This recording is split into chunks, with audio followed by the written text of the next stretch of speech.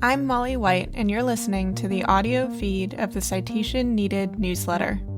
You can see the text version of the newsletter online at newsletter.mollywhite.net. FTX trial day 8. Defrauding lenders.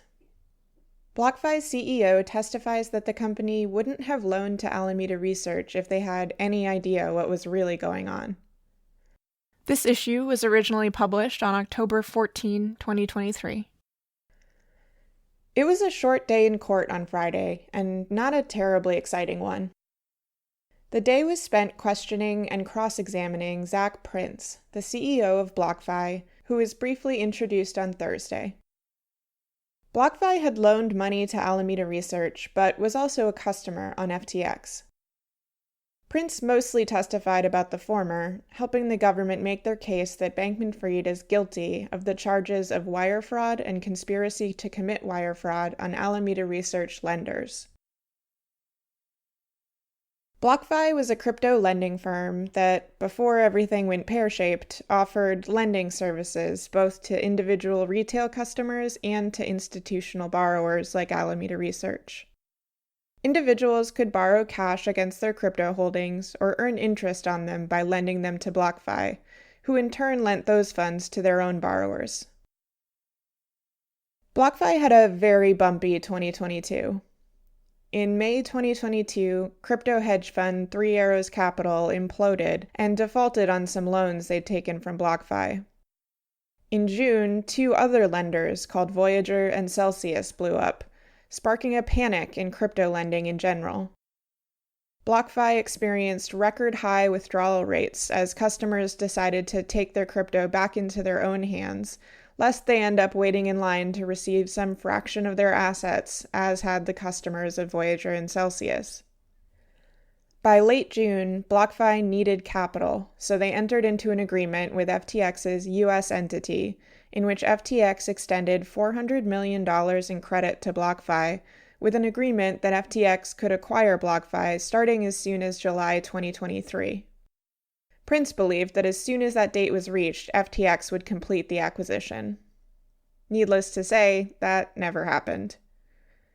When FTX collapsed, BlockFi found themselves over $1 billion in the hole. $650 million in loans were still outstanding to Alameda Research, who couldn't repay them, and the company had an additional $350 million of customer funds or loan collateral stuck on the exchange. BlockFi filed for bankruptcy within weeks of FTX. Prince testified to all of this on Friday and outlined the details of how BlockFi evaluated whether to lend to a given institution. The company would review the financial records of a prospective borrower and evaluate the likelihood the company could repay the loans it was requesting. Alameda Research never provided BlockFi with audited financial statements, testified Prince, but that was the norm for BlockFi's crypto customers, quote, because of issues with getting audits as a cryptocurrency firm, he reasoned. Quote, we always relied on the information that we were given by counterparties as being truthful and accurate, said Prince. That was ultimately their downfall. The statements provided by Alameda didn't disclose the true extent of the firm's liabilities, nor the existence of substantial loans from Alameda to FTX and company executives. All of those things would have led to concerns on BlockFi's end, said Prince, depending on the amounts and the details of the transactions involved. Prince testified that if the true extent of liabilities and the outstanding loans had been disclosed, quote, we probably wouldn't have lent to them at all, end quote, due to the concerns that the firm might be insolvent.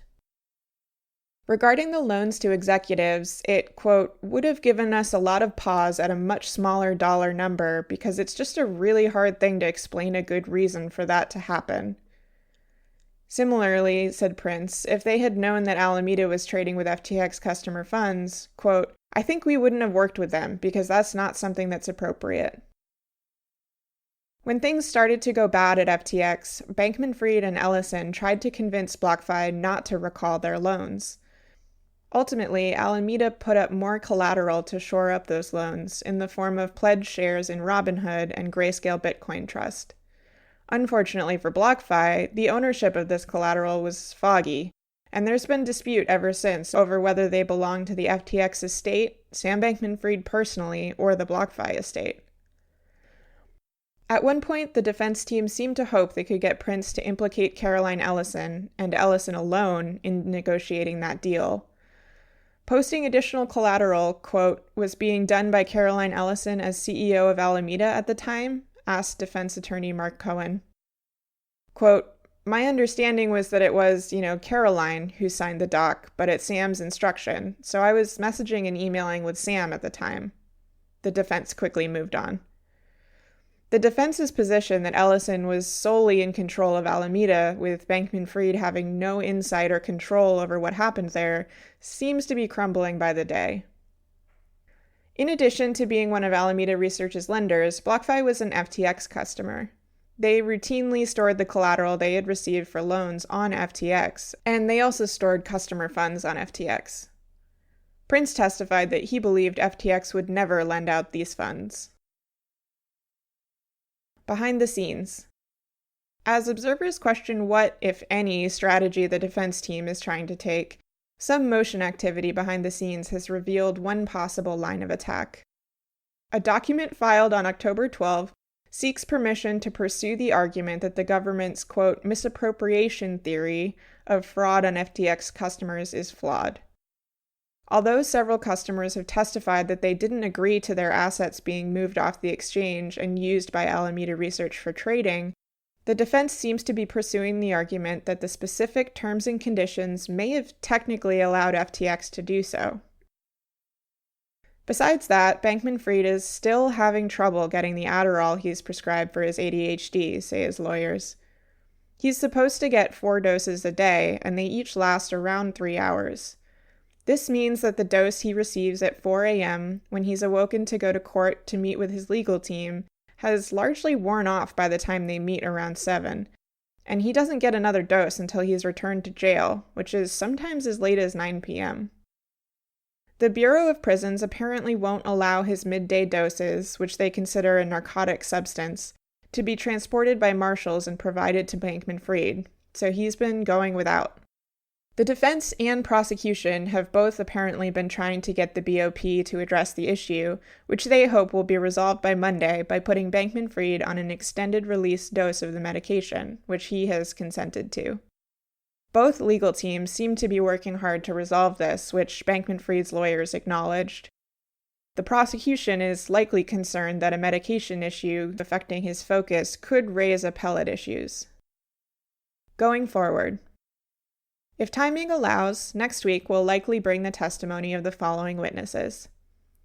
Ilan Deckel will testify as a customer of FTX. He is also the president of an AI company called Pinecone.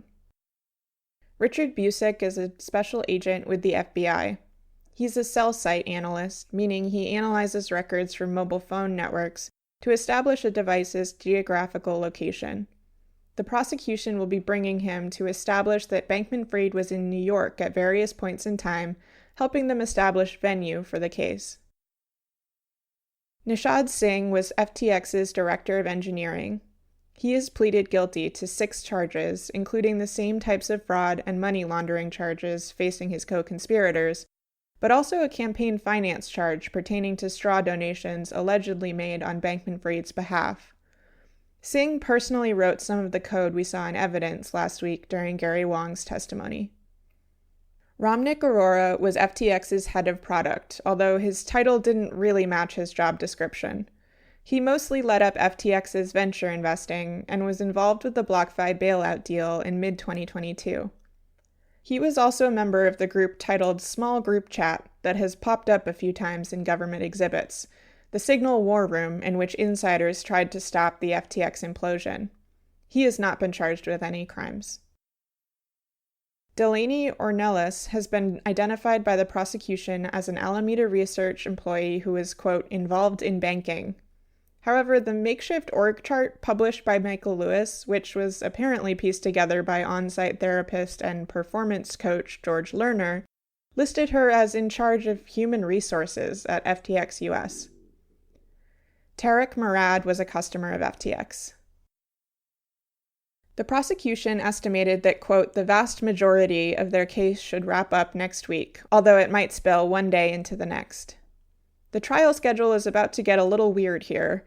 Court is in session Monday through Thursday next week, that is October 16 through 19, but then won't meet again until Thursday and Friday of the subsequent week, October 26 and 27.